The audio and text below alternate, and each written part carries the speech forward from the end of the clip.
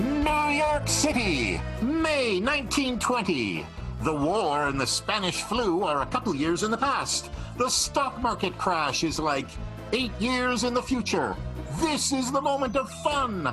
This is the moment of optimism. The roaring 20s, the jazz age, the birth of modernity, but best of all, the time of vaudeville. Join us, won't you, at the Ferguson Theatre, New York City's premier vaudeville palace, where our cast of characters sing and dance and love and dream and smash and sing and fail and dream and love and also sing. Some of these characters, as you can see, will dance joyously. Some will sing uproariously. Some will love wholeheartedly. And yet, because it's the fourth to last episode, full disclosure, I can't help feeling that pretty soon, one by one, these characters just may Dynasty! Yeah. If you're just catching up, you can see our last 8 episodes on YouTube and dynastyimprov.com. Spend a day binging these lovely faces. It's the cast of Dynasty. Wave, everyone. Wave with your hands and faces. Let's meet those faces and the people they're attached to. First of all, he has a brain for numbers and a heart for love and boiling blood that apparently yearns for aimless abstract revenge. Jesse Gervais is theater accountant Lou Costello. With the power of hypnotism, I will create the greatest show this city has ever seen. With the aid of the brilliant jackpots, will rule the world.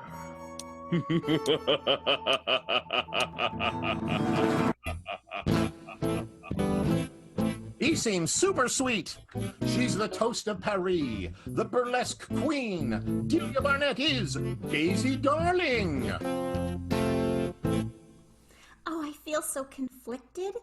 I went on a wonderful ice cream hangout with Barnaby last week, and there was something familiar about him. He wasn't just regular Barnaby. He seemed to be a little like, Juniper, which makes me wonder, am I in love with Lou?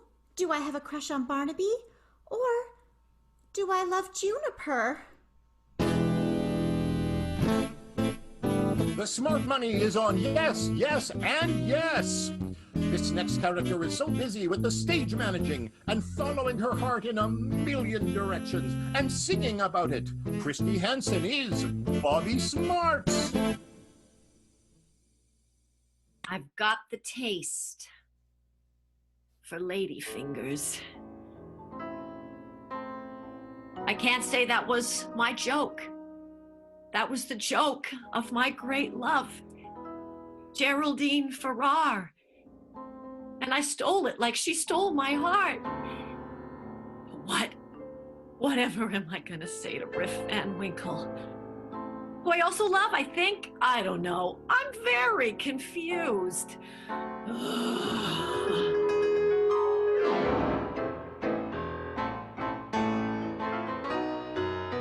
Today's episode brought to you by Ladyfingers, but not in that way. He's a matinee idol. He is threatening to start his own theater because he was furious about the way he was treated last week. Didn't get enough credit for his heroism. Tom Edwards is Riff Van Winkle. Lou Telican thinks he can push me out, does he? Well, I'm gonna put together a show in the sky. I'm gonna put together wing walkers and parachuters and dancers, and it's gonna be epic, I tell you, epic. New York will be so surprised and entertained, they'll never go to regular theater again.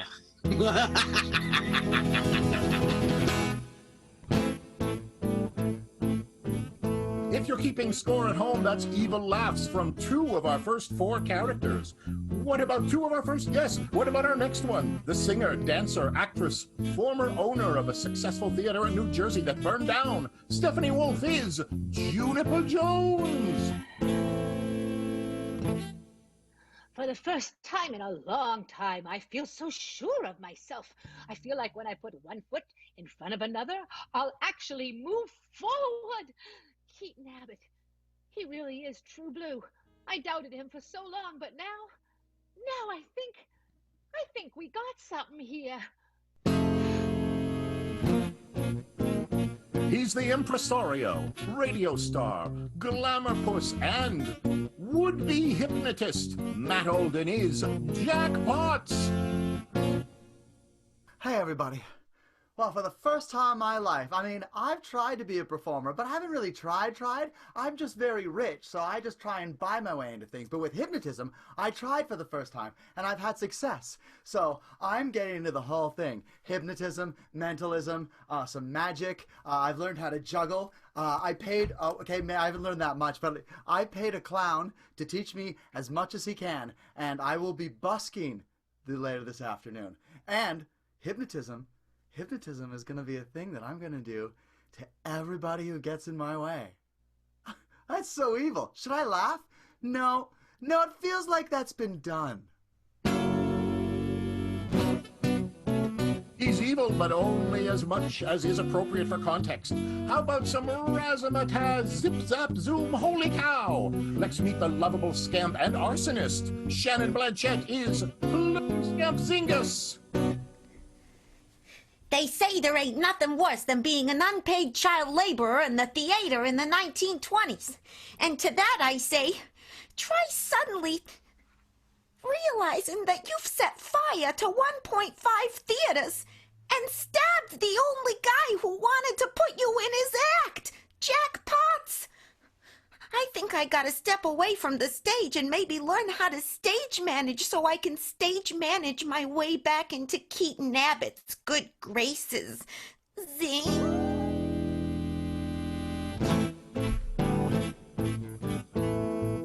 The glamorous movie and opera star who has been slumming it on vaudeville and fallen in love with a few people as well. Belinda Cornish is the legendary Geraldine Farrar.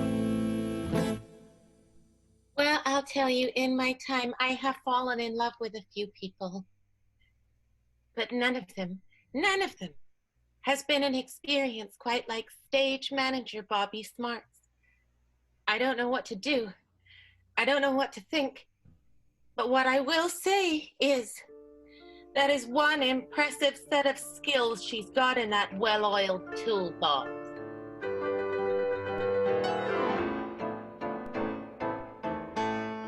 Geraldine Farrar has a husband. I'll let that sink in. He's the Hollywood leading man and silent film director. Mark Meir is Luke Tellegen.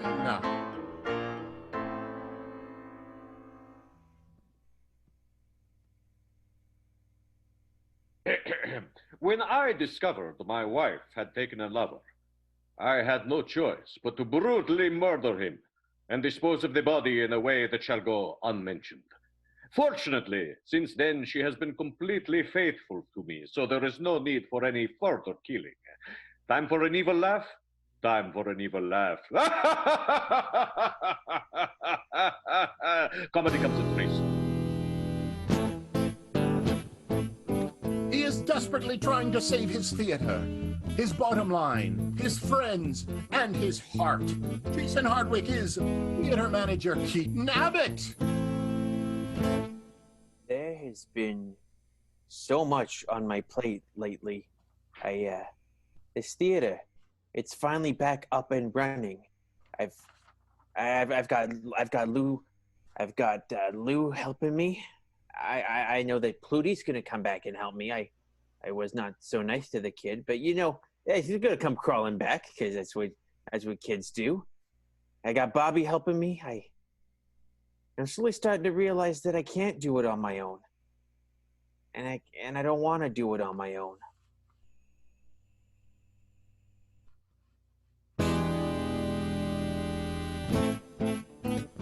Just like Michael Jordan, if you're watching that documentary. We introduced this amazing legendary duo last week, the vaudeville gymnastics and comedy duo. Shannon Blanchett and Jesse Gervais are Glare and Gleam.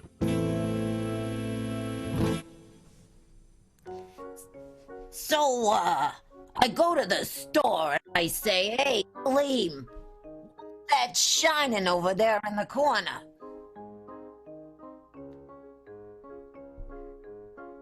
And Gleam says, "Wait a minute while I move my lips and nothing comes out." What comes out has always got to go in. Gotta eat the shiny. Ah, no, that shiny doesn't smell so crystal glare and gleamy.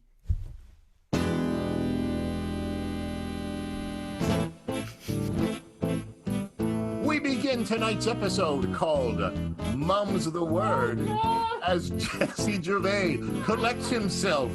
I really hope he can hear me because he's in the first scene, but he's too busy being mortified. It's you, Jesse. It's your time to do a scene. Your time to recover from that. Really hope he can hear me right now. Jesse Gervais started this series of evil laughs as Lou Costello. And a key player in his evil plot, so evil that he did an evil laugh, is Jack Potts. Lou Costello summons Jack Potts, and the plan begins to turn.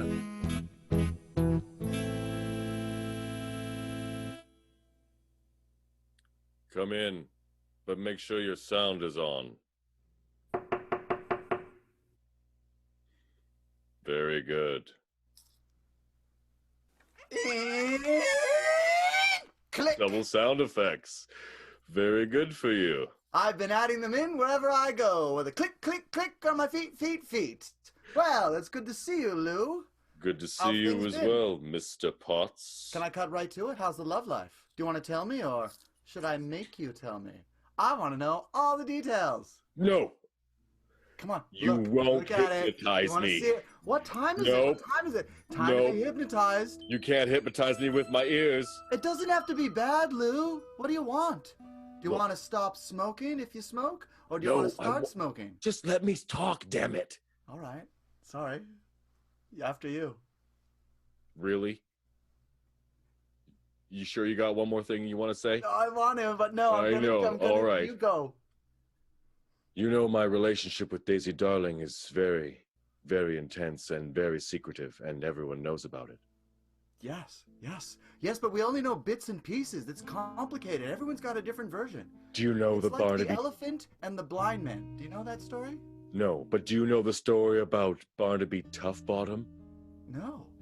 2 scoops, 1 cone. Does that ring a bell?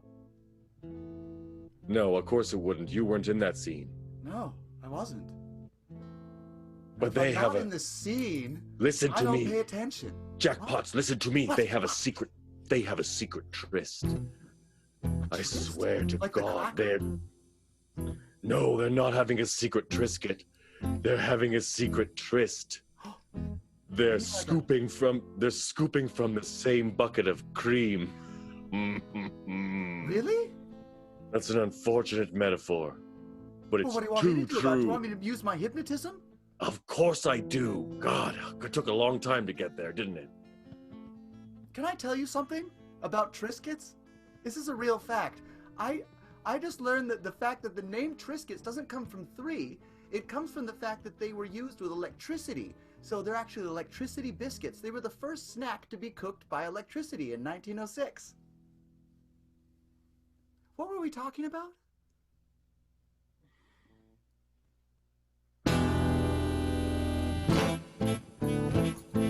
That awkward pause brought to you by Electricity Biscuits. And now, here's the spokesman for Electricity Biscuits, Jack Potts, with an ad for Electricity Biscuits.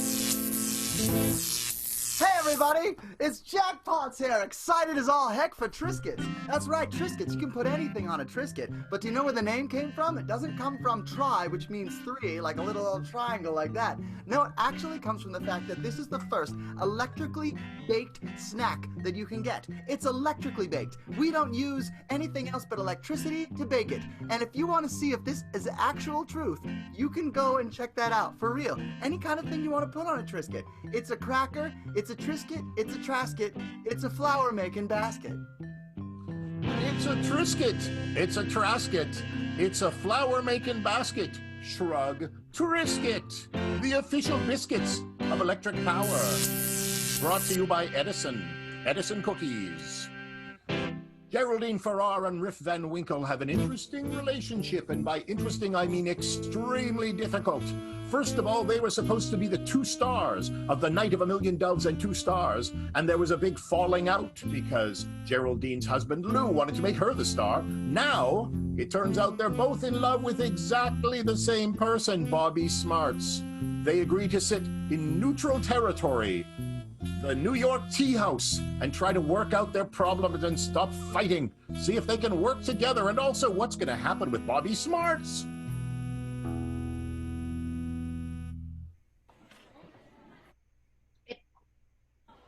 It's very crowded in here. Yes, it's very, very crowded. Does that make you feel safer? I'm okay. I'm okay with crowds. Oh. I meant, do you feel safer in a crowd than alone? Well, Are you afraid to be alone with me? I want to know that you're not going to say anything behind the scenes that nobody can prove. Well, that's a little paranoid of you, Rip. What are you suggesting I would say? That perhaps, I don't know, you fiddled the books?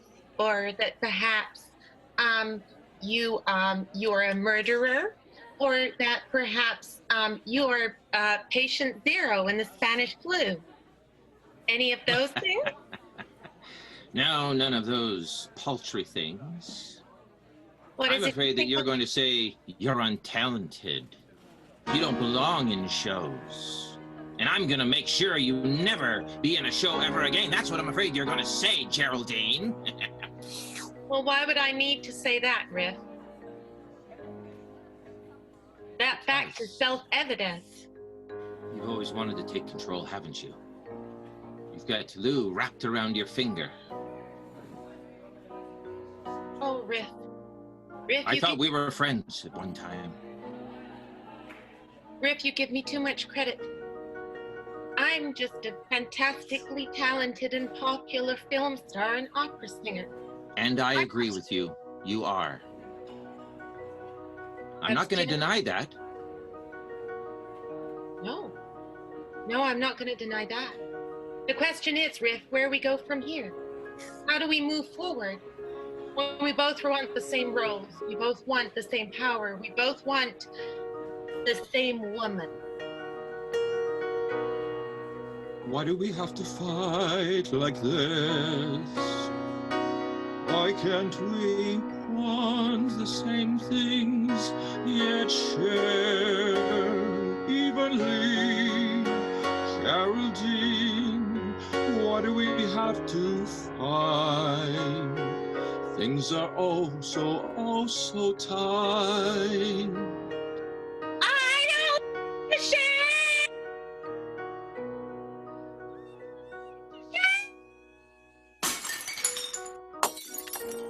I don't like to share.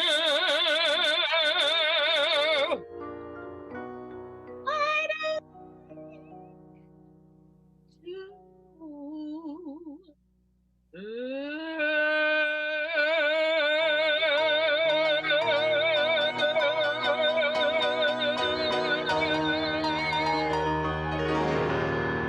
We will never make a pair.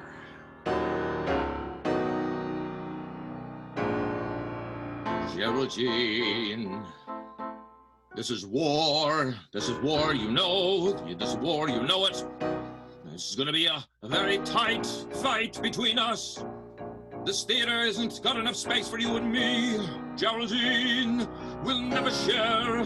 Geraldine, I promise you I'll do everything I can to make my show so big and grand. Geraldine. You can do what you like, Rip Van Winkle. I will never give up to you. Never, never.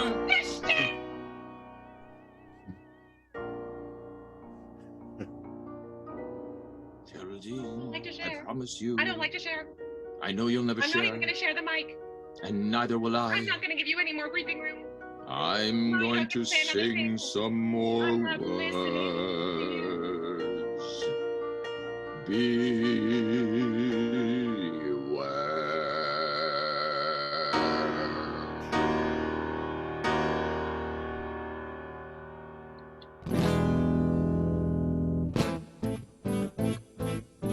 What was most glorious, aside from the reaction of Bobby Smarts watching her two lovers fight, was the section that was so high that only dogs could hear it.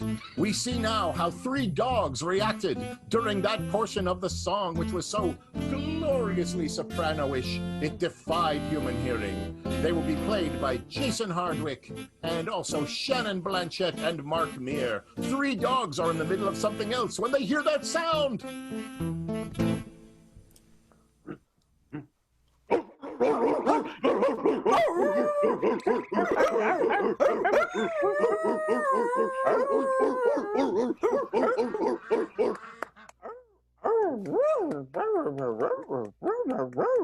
Oh, that was spot on.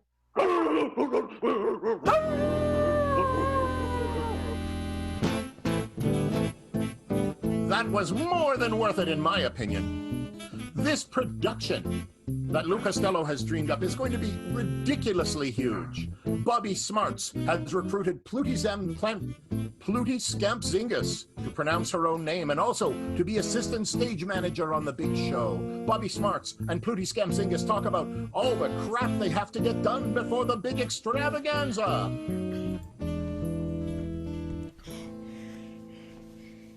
So, after I tell all the actors that they got 5 minutes and they all scream, no, we need 7, then what?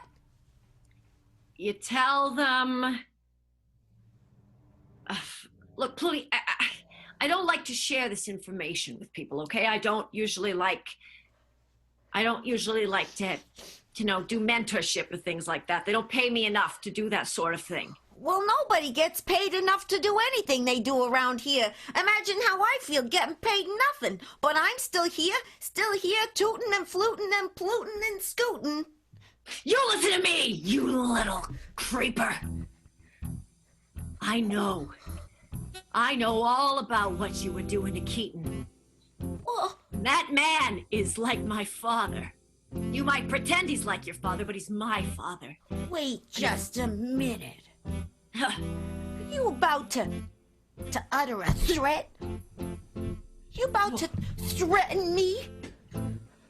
Bobby, you think just because you got that clipboard that you can tell me that you love my dad better than I do? Well, guess what? Your 2 minutes to place is on a big problem, Bobby Smarts. I got me a silver spoon here. I weren't born with it in my mouth, but I still know how to use it. And what do you got? What do you got other than a stopwatch? I've got a drinking problem!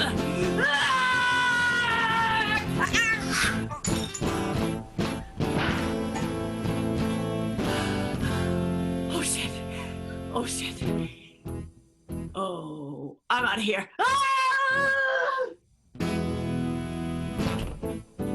Those of you who saw the beginning of the season at the Varscona Theatre in Edmonton will say, that's more like it. That's some old school Bobby Smarts. Less kissing, more hitting with bottles. Juniper Jones, who was away on a little vacation last week, visits her good friend Daisy Darling, hoping to plan for the big show. What she doesn't know is that Daisy Darling may have had a change of mind about the partnership.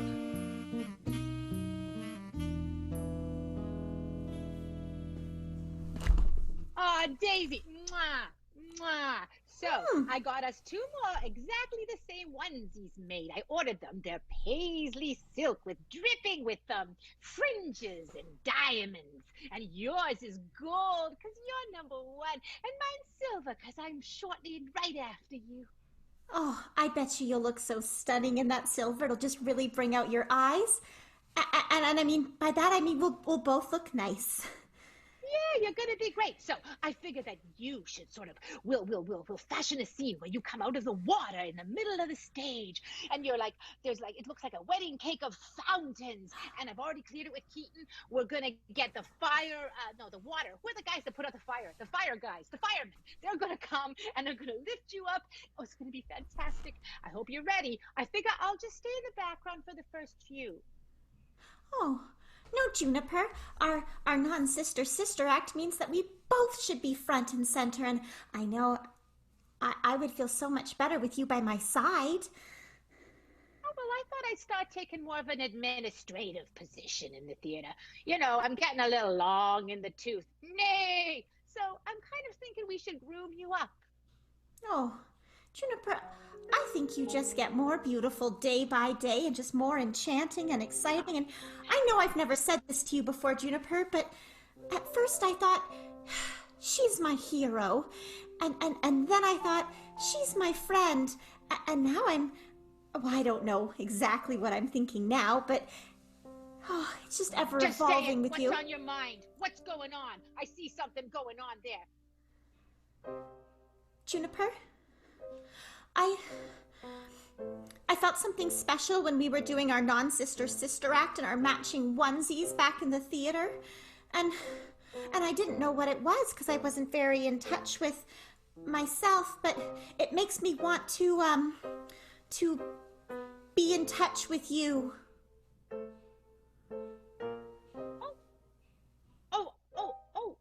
Okay.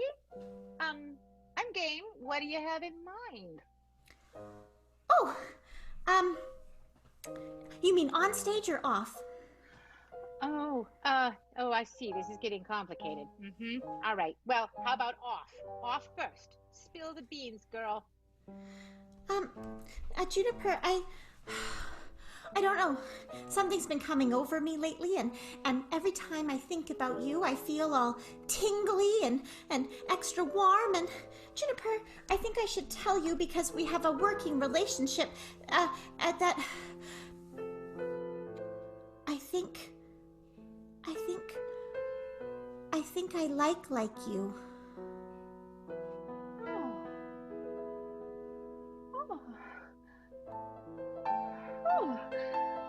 Well, I think that's really sweet, and I'm kind of sweating from all of the places.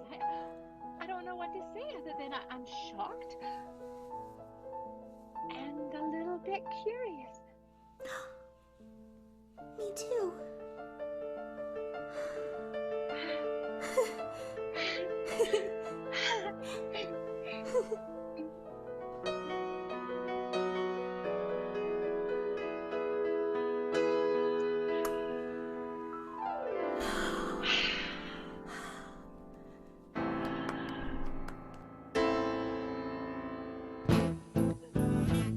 That's the moment where everyone in the Varscona Theatre would have gone, oh, because it was just sweet and lovely.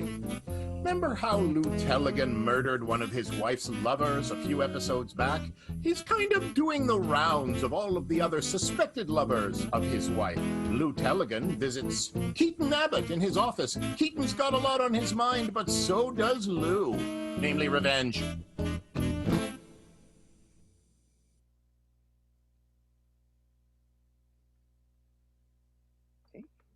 So we got the acts, and it's gonna be pretty good. Oh, Lou, you're still here? I thought you were just checking in to let me know that you were here, and then you were gonna take off. No, Keaton. I wanted to have a word with you, if I may. Oh, yeah, I've got so much on my mind. I just wasn't paying any attention. How rude of me. Please continue sitting. Oh, yes. Yes, do you mind if I continue knocking on this block of wood I've brought with me? Oh, please. I find the noise focuses the mind, Keaton. This drum is also a favorite of mine to bang upon. Oh, great. Are we putting this into your act, or is this... No, this is just an aid to our conversation. Oh, okay. please, at your leisure, I will let you take the reins. The time for banging is done. No more banging, Keith. Do you understand what I am saying? Yeah, you're gonna stop knocking on the little block. Oh, it's not what I'm going to stop doing, Keith. It is what you are going to stop doing. Oh, no more banging. No more banging. I'm so sorry, Lou. I didn't think it was going to be a big deal. I will make sure Bobby... Well, it is. It is a big deal.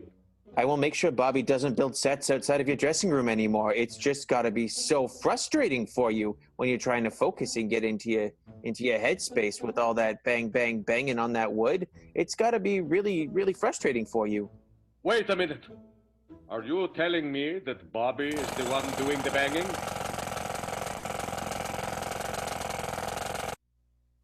Yeah. I don't know where the jackhammer fits into this analogy. Yo, Bobby's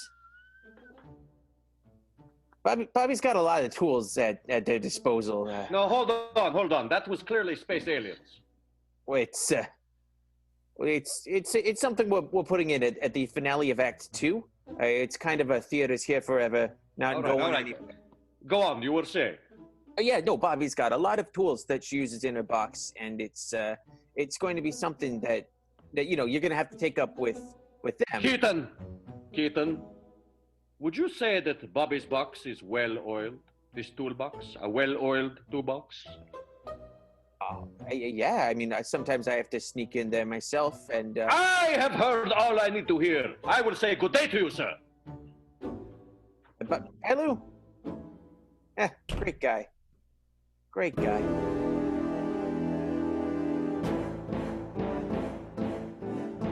Let's have a quick scene, a very quick one to move the plot forward, where Lou Costello gives Jack Potts his marching orders. And we don't get talking about cookies or biscuits at all. Well, we finished that entire box of crackers, so I'm ready for your marching orders. Give them to me. Who am I going to hypnotize? What do you want me to do? All I need you to do is to put Barnaby Toughbottom and Riff Van Winkle in a very dangerous situation.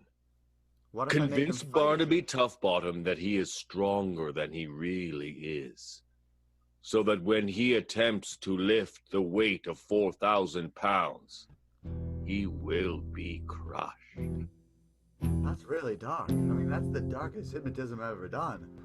It might be dark, but think of the ticket sales.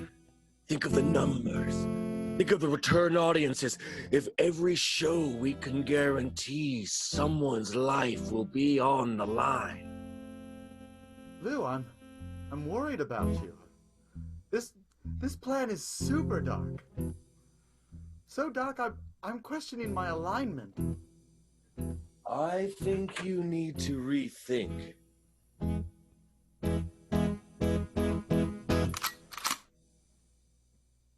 I will go and do it. This was some good negotiating.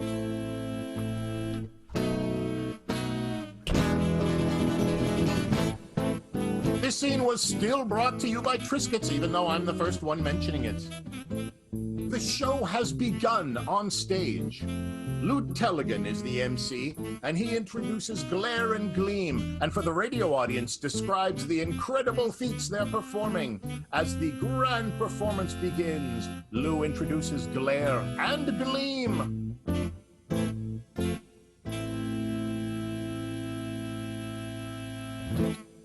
And now, ladies and gentlemen, it is my distinct honor to bring to you my favorite comedy act, the unfunny stylings of Glare and Gleam!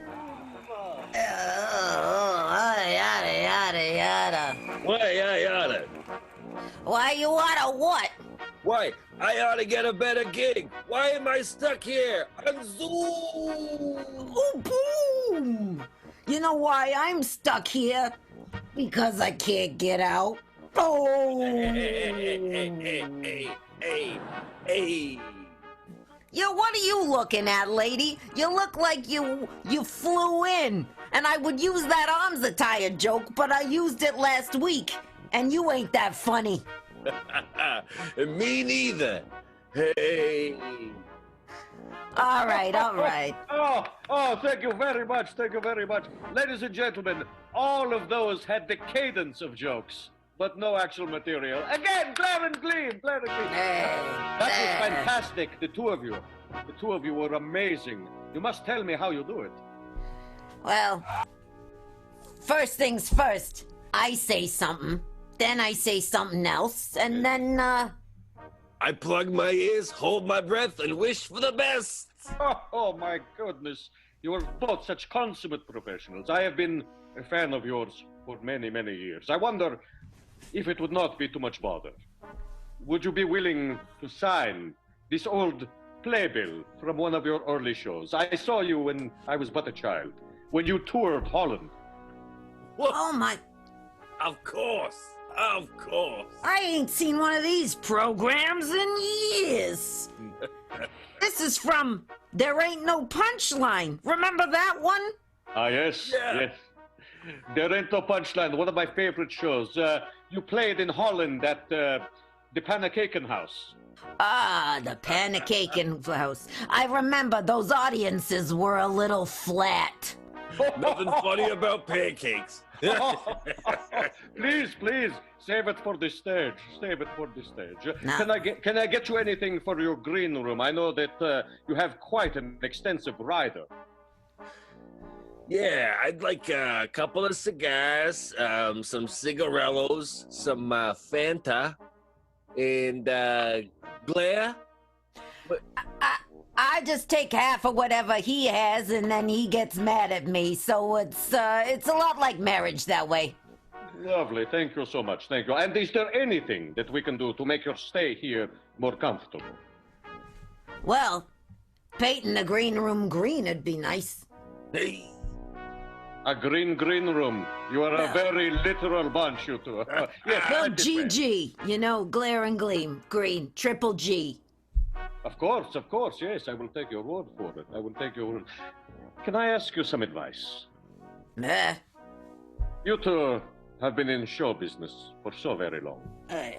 Is there a pearl of wisdom that you could impart that I may take with me as if it were, I don't know, a pearl?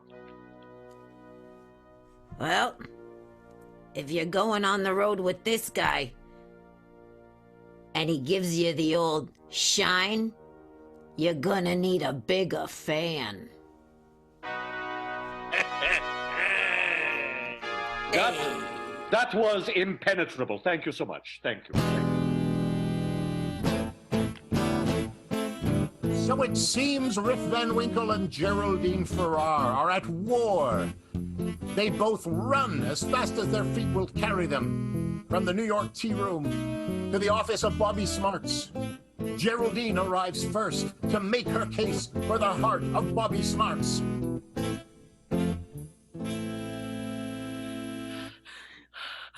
Oh God. Okay, breathe. I think I've killed a young child. Oh God. Wow! Hi. Did you just say you think you've killed a young child? Yes. If I told you I didn't care at all, would you promise to love me forever and no one else? You would? Yeah. I don't care. I only care about you. I was going to play this really cool, Bobby. I was going to play this really cool and try to use, reverse psychology and say I didn't care and hope you'd come running after me, but I can't. I love you. So there. Really? You'd do anything for me? I actually would do anything for you. I really would do anything for you. Oh my God. How do you feel about taking bodies and perhaps dumping them in the Hudson River? That is not something I have ever done before. But for you, I would do anything. Whose body is it? It's Pluty. Pluty. It's Pluty. Bobby, I was afraid of what you were going to say. I was afraid of whose body you were going to say it was. But the fact that you've said it was Pluty's Capsingus has made me love you even more. I hate that child. I hate that child so much. It is like lava in my lungs, crawling up my throat and seeping out of my eyes. That is how much I hate that child. Yes, yes, yes, I hate all children, but I especially hate that child. Oh, I hate all children too. Oh my God, this relationship just keeps getting better and better. Oh, Bobby, tell me what else you hate. I hate oatmeal. Oh, God. Oh, it's viscous. Oh. I hate how thick and viscous it is. I hate it too. And I hate grass. I just hate it. It like gives me the itches, you know? Oh, yeah, it makes me itch all over. Yes. Yes. What else do you hate? I hate that I'm not kissing you right now. So do I. I hate it too. I hate it too. So go ahead. Make the hatred end, Bobby. Make the hatred end. Oh. Oh.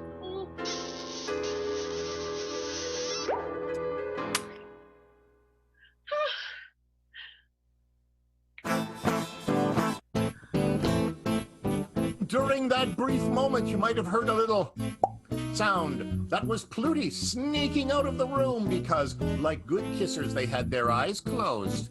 Pluty, half beaten to death, crawls elbow over elbow to the office of her old friend Keaton Abbott, hoping he can help her in this dire situation.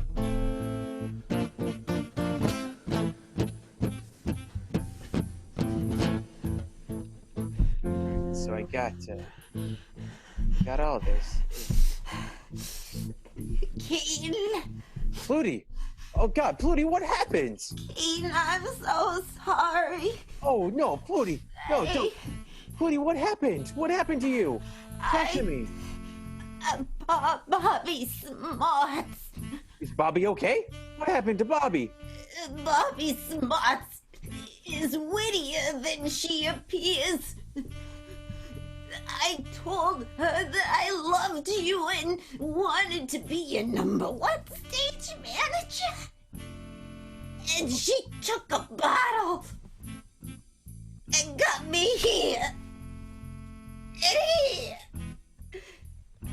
All I ever wanted, Keaton, was a family. You're saying that Bobby did this to you? How could you not have already picked that up? I was worried that, someone had attacked you both, but...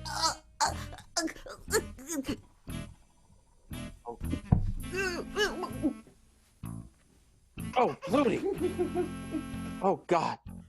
Pluty, I'm gonna go get help. Are you gonna... Pluty, what do you need? Are you okay? I'm so cold, Keaton. You're not gonna die. Will you sing me a lullaby? Yeah. Sing me to sleep one last time.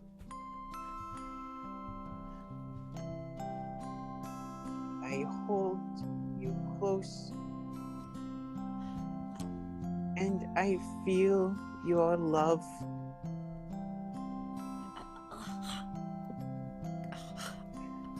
I can hear your smile coming down from the clouds above.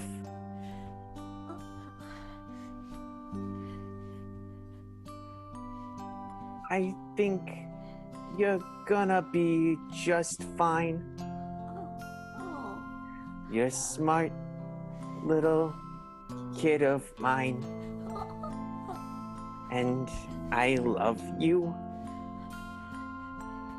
forever. That's all.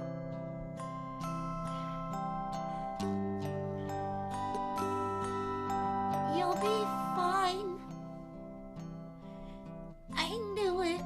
when I met you that first time.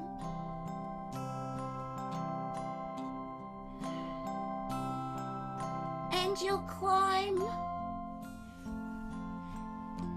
And you'll have the best chorus line. And though I came to wreck you, I gotta say, I love you. That's all. Keen. You gotta keep going.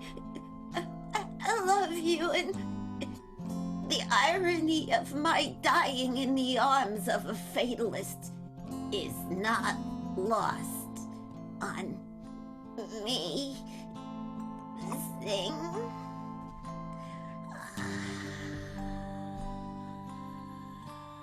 Hoodie. Hoodie, no. Hoodie. Hoodie.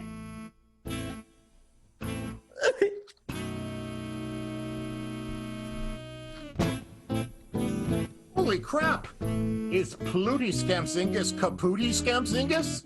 You better tune in next week and find out. Meanwhile, we have a couple more dramatic scenes for you. On stage, Juniper Jones and Daisy Darling are doing their same high wire act they did in the fundraiser, if you tuned in for that one. The problem is, they're also falling in love and it's distracting up there.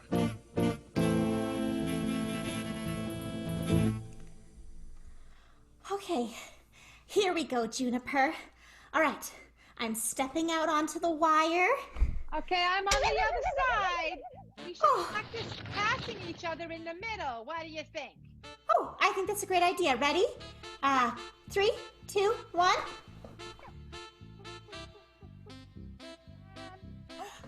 Oh.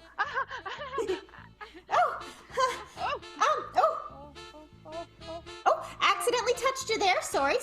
No, that's all right. Maybe we should try and go across together. Oh, like back to front or front to front? Yeah. Or, oh, okay. Side to side? Side to side. Okay, side to side. That makes a lot of sense. Okay. Okay. Boy, that you smell really good. I'm sorry, you just smell so good. Oh, thank you. Oh, whoa! Whoa, Juniper, no!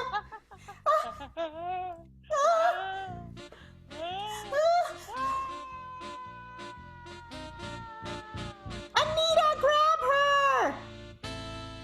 Sorry, Annette, I forgot your name. Can you help me? Pro tip, always learn the name of the technical staff in case you're falling to your death. You might need them. Jack Potts couldn't find Barnaby Toughbottom, which is odd because he's very bulky. So he decides he's going to hypnotize Riff Van Winkle and make him do something super dangerous in the show.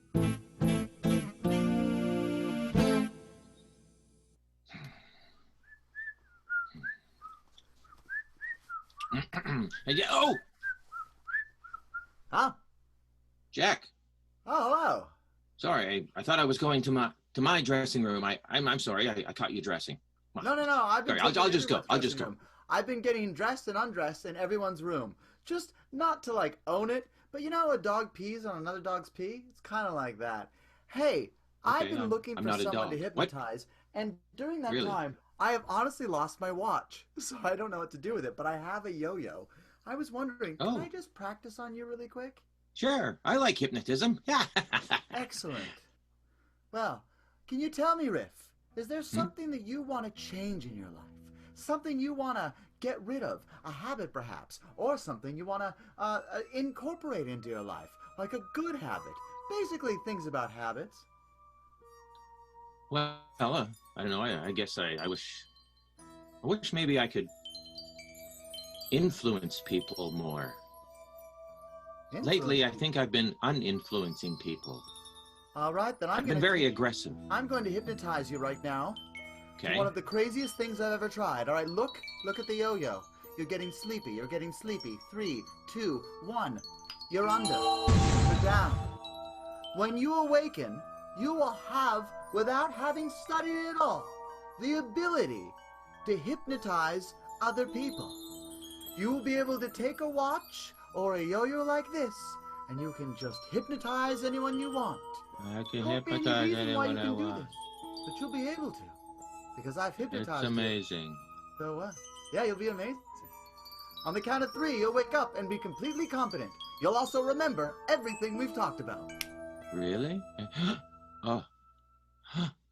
Well, that's it. Wow. I feel like I can do anything. Here, take this Wow. yo-yo. Put it in Neat. your pocket. You go out there and you hypnotize people. Just hypnotize them? Yeah, to do anything What should I you want. hypnotize them to do? I hypnotized you to learn hypnotism. It's your gift now. It's a gift that keeps on giving. I'm gonna get into more things because I'm a jack of all trades and master of none. Wow. That's a dangerous power to put in a person's hands who's never had it before. I'd love to follow up this conversation with more, but I won't. I love you. Dangerous. So will Rip Van Winkle use his powers? Will he use them to win back Bobby Smarts? To see someone else off? It's sort of like hypnotism has become a pyramid scheme. Meanwhile, Juniper Jones was falling, and Daisy didn't call out to Annette in time, but Keaton Abbott had run out onto the stage to stop the show and make a terribly sad announcement. He catches Juniper Jones and speaks to the audience in tonight's dramatic final scene.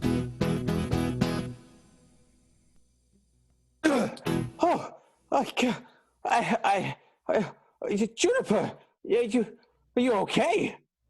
I can't move, but other than that, I'm fine. Oh, well, that's good as long as you're fine. I mean, it's a shame that you can't move. Ladies and gentlemen, we have to stop the show. I'm sorry, Juniper. I'm sorry, Daisy, but we have to stop. I'm a little bit numb. Could you help me up? Oh yeah.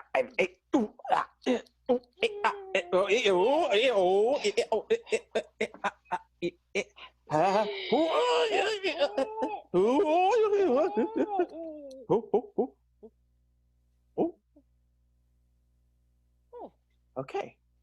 Okay, if I don't move a muscle, I'll probably stand like this for at least a minute. That's good. I'll make it snappy. Ladies and gentlemen, I'm so sorry that we have to stop the show, but there's been a murder here at the Ferguson Theatre.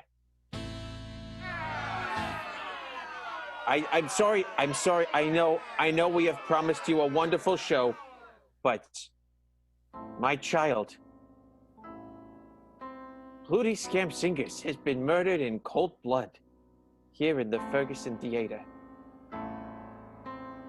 Ladies and gentlemen, we have the door shut because we're on the lookout for a murderer.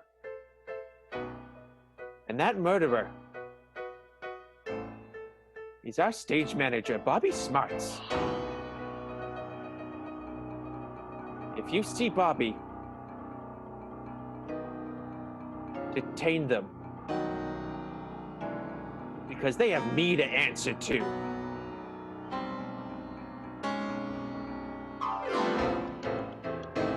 And that'll do it for a suddenly very dramatic murder mystery kind of a hypnotism show. I have a feeling our next episode will be called That One Really Smarts. Let's hear it for the cast of Dynasty. Give them a wave. Let's also hear it for our mighty producer, Nicole Thibault, our scribe, Mr. Jim Say, our official wonderful photographer, Jana Hove. In the booth, Brad 3 arms plus minus 2 Fisher. He's like Brad 5 arms Fisher, sometimes 2 arms Fisher. And our director, musician, musical director, director of music, and musician, the amazing Paul Morgan. We would like to take a moment before we wrap to thank some people who have been helping support us. Let's all give a big wave to Elisa Raw. Elisa Raw, ladies and gentlemen. Let's all blow a kiss to Paul Fretz. Let's make up a flattering lie about Suzanne Mason. Suzanne Mason, dogs look at video of you and go, oh, that's adorable. Oh, I think Mark Meir might have had a flattering lie as well. Mark Meir, jump in with one. You can do a flattering lie about Mark Pearson. Oh, I was just moving my lips because I knew I was muted.